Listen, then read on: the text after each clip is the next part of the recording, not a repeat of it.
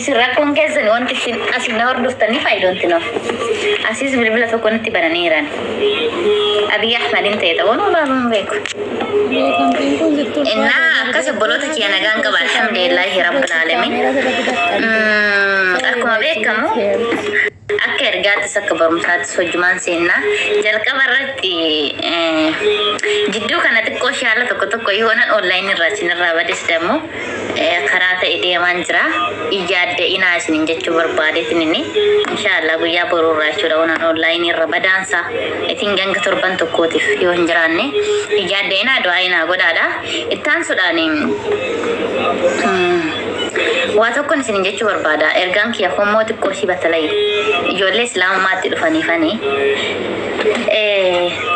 nuti daawaa tokko yoo goone yoo hadamoo barumsa tokko nama yoo barsiisne karaa ittiin barsiisnu ni arganna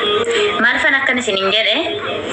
mucaa tokkotu amantaa kiristaanaa irraa manbartii birratti dhiyaateera mucaan sun amantaa kiristaanaa irraa amantaa islaamummaa fudhate gaafa amantaa islaamummaa fudhatu dura yeroo kiristaanummaa keessa harka isaa irraa masqaliitu jira masqalii harkatti godhatan yeroo jalqabaatiif namni musliimallee masgiida bakka inni hin beekne gaafa seenu ashabbaarii jedhaniin garuu waan sun baduu ni danda'a inni hin balleessin maaliif hin balleessine jedhanii isa gaafatanii naani ana inni kuni daawaa godhuudhaaf sababa naa ta'a jedhe maaliif akkamitti sababa sii ta'a jedhaniin inni haalli isaa hunduu islaamummaa agarsiisaa innoo islaamadha namni tokko islaamas yaa ta'u kiristaana gaafa kun masqaliin harka kee maalidha jedhee isa gaafate anoo amantaa kiristaanarraa islaamummaa qabadhee jedhaan sababii kana ta'eefan islaamummaa qabadhee jedhaan bakka kanatti ilaala sababa isaa Allah tokko ta'u Yesus ergamaa ta'u fannoon inni harkatti godhate suni akka isan fayyine fi hin fayyannellee eenyullee akka hin fayyanne ni agarsiisa sini galee sababa saniin karaa daawaa ittiin argata warroonni fakkeenna akka kan kooti maatii kiristaanaa qabdan yeroo kanatti fayyadama barnoota keessan baradhaa cannaa barnoota baratu amma argachuu baachuu dandeessan boru abbaa taatanii boru haadha taatanii sini galee gaafa haadha taate haadha gaarii ta'uudhaaf ilmaan tee barsiisuudhaaf wallaahi amma baratu sirriitti dirqamadha maatii kee barsiisuudhaaf amantaa islaamummaa kana gaafii gaafatamteef qophii ta'uudhaaf amma yeroo tanatti fayyadamidha booda yoo gaafii si gaafatan zim ilmaan kee barsiisuudhaaf zim haadha manaa gaarii ta'uudhaaf haqa abbaa manaa kee eeguudhaaf zim akkas ta'uun qabu yeroo qabdu tanarratti laayivii illee ofirraa xiqqeessi viidiyoo waraabullee ofirraa xiqqeessi yeroo ofii kenni sa'aatii dhaabbata sa'aatii qonnaa ofii kenni sa'aatii barumsaa ofii kenni batalaa ijoolleen amantaatti dhuftan yeroo kanatti fayyadama isin yoo yeroo kanatti fayyadamtanii barumsa barattanii karaa daawaa ittiin gootan balbala ni argattan gaafa ati jaaba kee uffattee eenyummaa keetiin konfidansii qabaattee kaatee maatii keetitti galte konfidansiin ati qabdu uffannaa bichaanii mitika dhugaa barteerta waan ta'eef dhugaa san namaaf ibsuudhaaf qophii gaafa taate maatii keetti yoo galte humtuu sin sodaachisu maaliif deebii gaafii si gaafatanii fi deebii gahaa kennita fakkeenya ati biyya galteerta maatii kee faana ati kan cabbatuu dandeessu eessuma keedha abbaa keedha obboloota keedha simminjii malee kuwwan haji nabiidha siif osoo kee duburiin kee dhufee mana salaamata siin jechuu baga nagaan galte siin jechuu fakkeenya biyyuma arabaarraa galte siin haa jedhu gaafa dhaqxee nagaa siin jedhee nagaa ittaan akkanatti maaf nan cabbanni na xayyaftaa jechuu danda'an matalaa maatii baadiyyaa waan daaspooraa taateef na xayyaftaa siin jedhan ati akhlaaqa akkasiitiin hin deebistuuf ani dubartii musliimaa jettaan ani dubartii musliimaa argan ta'e islaamummaa waan kanarraa waan na dhoorguuf jecha si cabbatuu hin danda'u jettaan argite karaa kanaanuu daawaa gooteerta laan daawaa godhuun leezin markasa keessa ta'uu hin danda'u dhiifama shi sammuun na dhukkuba xiqqoo shi ciraa tokkooni kanaafanidha Astaghfirullah naduk way inna doa ina goda inshallah kara kanaan namni tokko daawaa godhuudhaaf dirqama maatiidhuma walitti qabu yookaan ammoo jaamaa walitti qabu yookaan ammoo musliimoon bicha walitti qabee yookaan markasa tokko keessatti walitti qabee barsiisummaa hin barsiisu. Nama takka soo argatte nama lama soo argatte carraa akkasii yoo argatte konfidensii qabaadhu la humtuu islaamummaa irraa isin deebisee ofitti amanamummaa qabaadhu ejjennoo qabaadhati gaafa ati ejjennoo qabaatte hunduu deemee harkisiif kennata la intalti kun maal argattee amante maal argattee akkatti irratti gadi dhaabbatte amantaan kun amantaa akkamiiti kan ishee akkanatti gadi dhaabe amantaan kun amantaa akkamiiti kan akhlaaqa akkanaa kennu dura hin beekna nutillee ijoollee kiristaanaa gaafa nuti maatii keenya irruu akiit surree uffannaa uffata gabaabaa uffannaa wantoota akkasiiti har'a bareeddee dammoo hijaaba kee uffattee uffata dheeraa uffattee gaafa maatiitti galtu maatiin keessun akhlaaqa keessunuu siif barumsa gaariidha isaan sodaa jecha yoo salaata dhiiste maatii sodaa jechuudha maatii sodaadhaaf jecha dammootiin yoo waa dubbisuu dhiste waa amantaa keetii maatii sodaaf jecha waan beekturraa waa callistee san fakkaattee jiraatte ofii kan kee miti isaanuu dogongorsiisaa harta isaanuu haqa akka arganne godhaarta waan ta'eef jechuudha kana maalan siin jechuu barbaada ijoolleen islaamummaatti dhuftani kiristaanummaarraa yeroo kanatti fayyadama barnoota keessan baradhaa yeroo kanatti fayyadama yoo yeroo kanaan alatti hin ta'initti warra gaafa bultee qabattee haadha manaa taata dhugaa dubbachuuf gaafa san dammoo itti gaafatamummaa baay'ee qabda waan ta'eef yaada baay'ee yaadda yeroo fi kennitee akka kanatti barsiisuu baachuu dandeetta yeroo kanatti akka kanatti barachuu baachuu dandeetta amantaarraa si fageessaa osoo hin taane waan itti gaafatamummaa baay'ee qabduuf jecha biizii ta'a sammuun kan kee gaafa haadha taate abbaa manaa kiyya maal uffatan tokkosaa fi nyaatan hojjedhaa maatii kee yaaddaa ilmoo teetti yaaddaa yoo kaatee haadha taatee osoo har'a islaamummaa qabattee osoma sirbitu borullee gaafa ilmoo godhatte yoo sirbite yoo salaan hin jiraanne yoo abbaa manaa keessan hin qabanne faayidaan qabu ilmoon teessun illee akkuma ati jirtu kanatti guddatti yoo ati haadha gaarii taate yoo ati dammootiin baratte isaan barsiisuudhaaf qophii taate biyya kam jiraadhu eessa jiraadhu arabarra jiraadhu biyya faranjirra jiraadhu Itoophiyaarra jiraadhu ilmoon tee akhlaaqa gaariidhaan guddatti yoo ati dammoo kalli walirratti guddatte gaafa san guyyaa qiyaamaatti sirraa gaafatamta seeraan hin guddisne qaaluma ogee har'a miidiyaarra baatee sirbitaa ati sirbitu kun viidiyoon ati gallakkistu kun dubbiin ati dubbattu kun jechi ati nama arrabsitu kun ilmoon kee kun hin tees illaalti viidiyoodha waan ta'eef hin badu mee namoota osoo sirbanuu lubbuun isaanii fuula rabbii deeman onlaayina kanarratti namoota meeqa beekna garuu haa ta'u malee viidiyoo nama sanii baqqaachuun keessa keenyatti waan gaddinuuf damne irra dhoof namni sun dammoo yoo kheyrii dalagee fuula rabbii deeme kheyrii sanaan yaadatama ilmoon teellee yoo har'aatiin tuni waan gaarii dalagattee bira tarartee dubbii gaarii yoo dubbatte yoo haqa nama ofirraa fageessite yoo of taatee jiraatte rabbiin kee ofirratti sodaatte waan gaariidhuma gootee namni sababa keetiin akka islaamummaatti dhufuuf yoo xaartee yoo ati ofii kan keetti sababa taate ilmoon teellee si caaltee argamte jechuudha rabbiin ilmoo gaarii hunduma kenna haa kennu haadha manaa gaariillee rabbiin nu haa godhu haadha gaariillee rabbiin nu haa godhu isatu caala waan ta'eef jechuudha ejjennoon keessan akkuma waliigalaatittu barnootatti jabaadha batalay ijoolleen amantaa islaamummaatti dhuftanii isin jabduu taanan eessuma deemnan karaa daawaatti gootan balbala bal'aa argattan kanaaf marratti fakkeenya fudhachuu dandeenya osoo kaatee ijoolleen islaamummaa keessatti guddatte laayivii banatti fakkeenya yoo xiqqaa baay'ate nama 200 hordofa nuti ijoollee islaamummaatti dhufne nama 400 hordofa nama 400 kana yoo irra teenne too dammoo jechuudha akkuma gabaatti isin kaasa yoo arrabsineen ta'e ila balleessineerra uummata kana yoo nuti garuu sa'aatii qabnu tanatti yoo itti fayyadamneen ta'e dammoo namni waan gaarii nurraa hubataa deema qalbii nama islaamaa keessattis jira qalbii nama kiristaanaa keessattis jira ijoolleen kiristaanaa as jala gaafa ta'an nu jibbaaf miti kan as jala ta'an yoo seenanii ka'anii nu arrabsan nu jibbaaf miti jaalala nuuf qaban kabaja nuuf qabanidha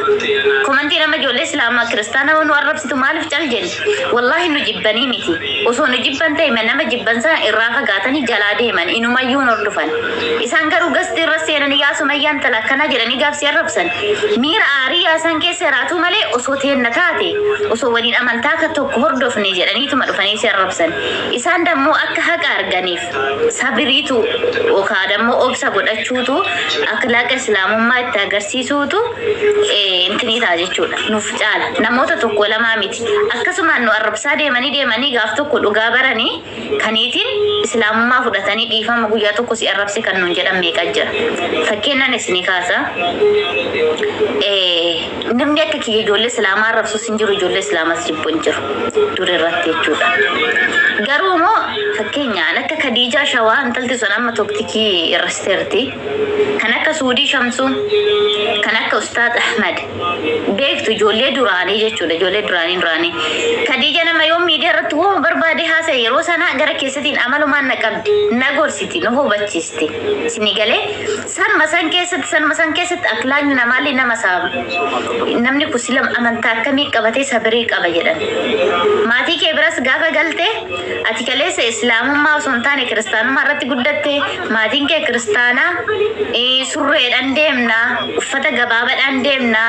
kadhannaadhumayyuu maatii kiristaanaa keessa teennee ta'u dammoo bataskaana dhaqnee torbeedhaan kadhanna malee kadhannaa dantaa itti hin qabnu.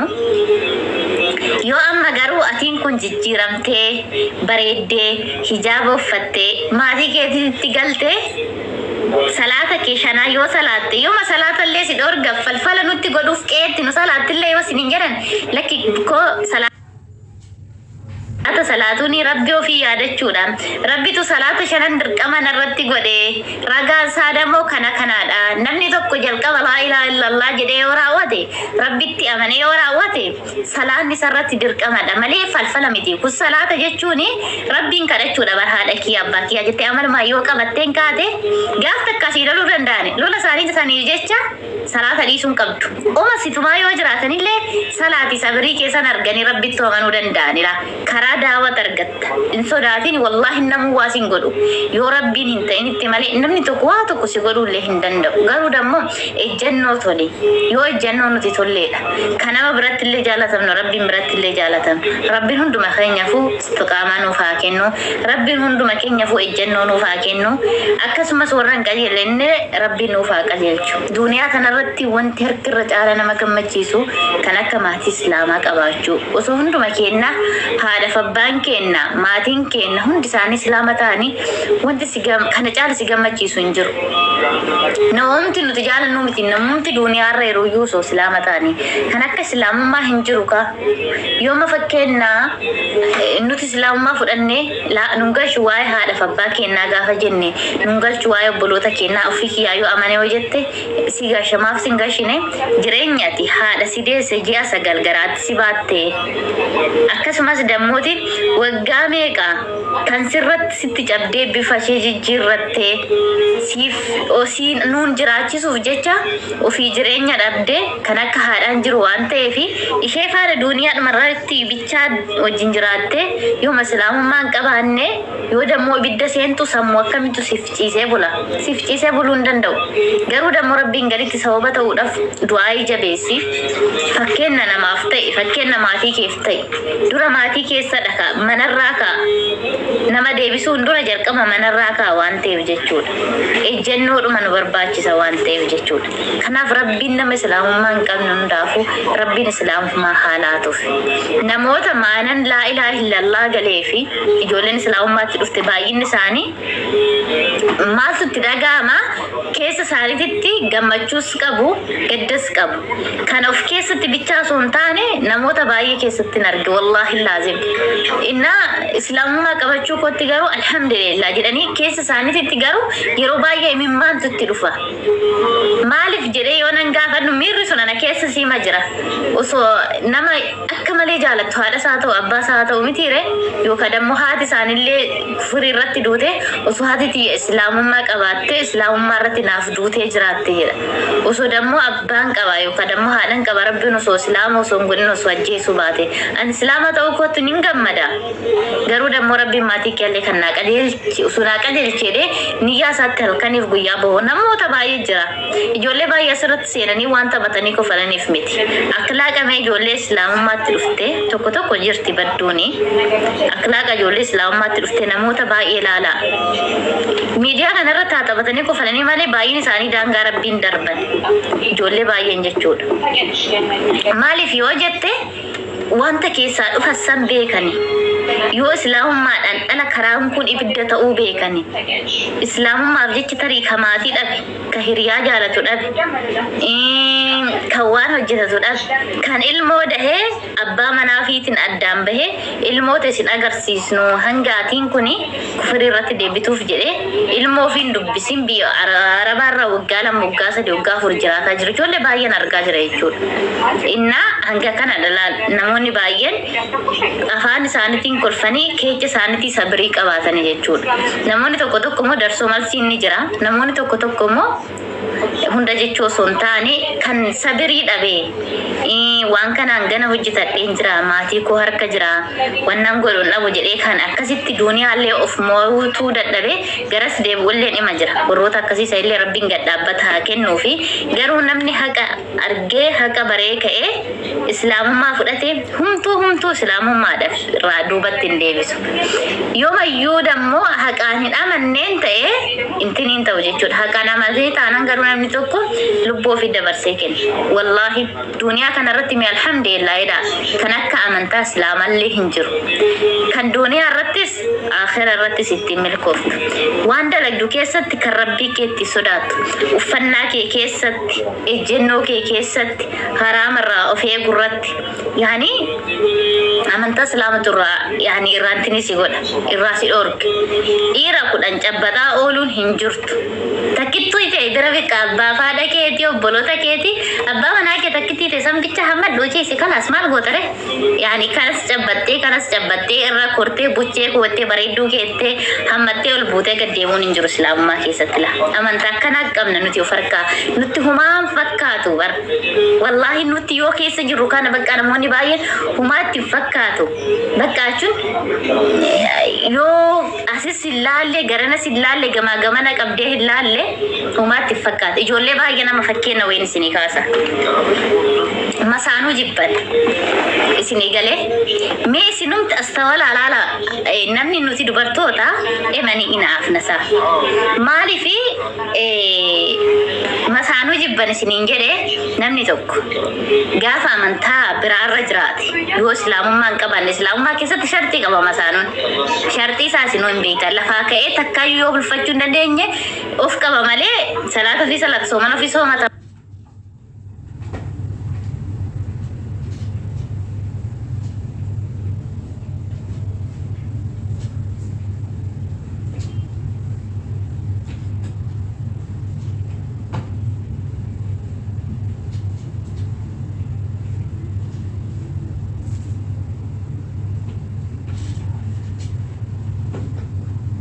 inni jechuudha haadha manaa takka lama sadii afuriin dhala yookaan ammoo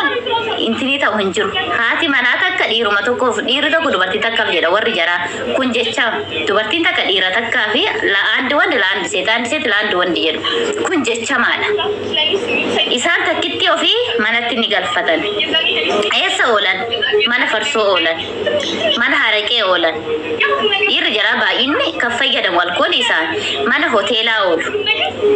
dubartiin baay'inni parsantii 100 keessa parsantii 95 bakkoota mana hoteelaa kanneen irra kan hojjettu kan hundi keenya hin beekna iso hayyee dubartii sanaa eenyu faana jiraata inni kuni haadha manaa fuudhee manaa qaba gaafa manaa qabaate taammoo ishee manatti dhiisee ni deetti yookaan ni dhukkubsatti yookaan ilmoo argachuu baachuu dandeessi inni nama ni nyaata ni dhuga mitiire bakkee eessa baa dubartii bakkee hojjettu san bira dhaqa osoo haadha manaa biraa ka qabaatu ta'e osoo kan halaalaa ka qabaatu ta'e kan halaalaa ofii san bira deema laala bakka kanatti hubadha mikiraatuma haadha manaa ofii halaalati sunillee eessa deemettee yaaddoftu alkoolii dhuguu maaliin ta'u garuu dammoo kan takkitti mana kaatee achi dhaqu suni kan of qabuu hin dandeenye kan rabbiin ofii akkamiin ofirratti sodaatare sababbiin isaa sharxiin kaa'amee jiru haadha manaa kee akkatti bulfadha deemaa caafa keessa wannan jirreef jecha bakka hoteela dhaqaa tokkoffaa zinaa hojjeta lammaffaa irratti dhibee guuttatee galaa gaafa dhibee guuttatee galu ilmoo qaba haadha manaa qaba isaanillee bakkala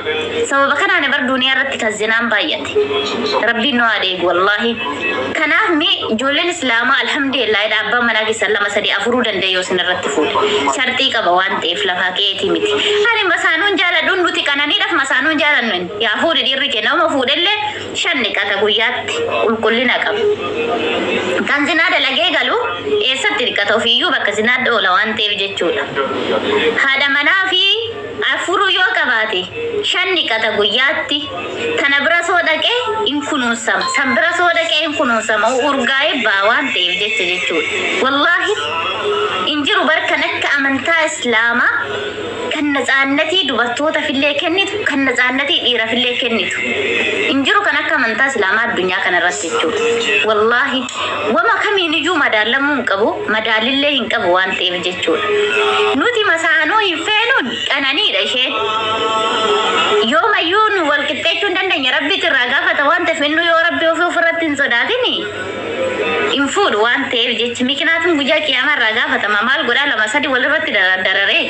yoo takkitti ulfatu danda'e namana qabaatee naan maal gizee ammaa ku hiriyaan icitiitti himattuun hin argamtu bar masaanuu gaaree taatnaa wajjin karaataa wajjin ooltaa wajjin turtaa icitiitti himatta rakkoo bal'oo wajjin dabarsita nama rabbii ishee sodaatu taana niitiin abbaa manaa kiyyaa akkoo anaaf shuu ችግራለኝ والله እኔ ጃርሰ ነማፉ ለኔ ጃርስ ኪያተኩ መገሩ ይወደንደቲ ከባቴ አዲ ምን ችግራለኝ በሄከ ዝናደ ለጉሜ ጋጀር ኦቶ አመንተን እስላማቲን አረ ወሮን ሆርዶፉ ወላሂ ነመሜ ቀለሜ من فرسو كنول من حركة كنول هذا مناو في ديسة سكرة قلة كني بكر ربول كان كرار ربول إننا أكثر أبلوتا كيا يونان سنتي بالله سيفاما كنا مال هنجري كنا كمان تاسلاما دوبارتي دامرجع كنولة هنجر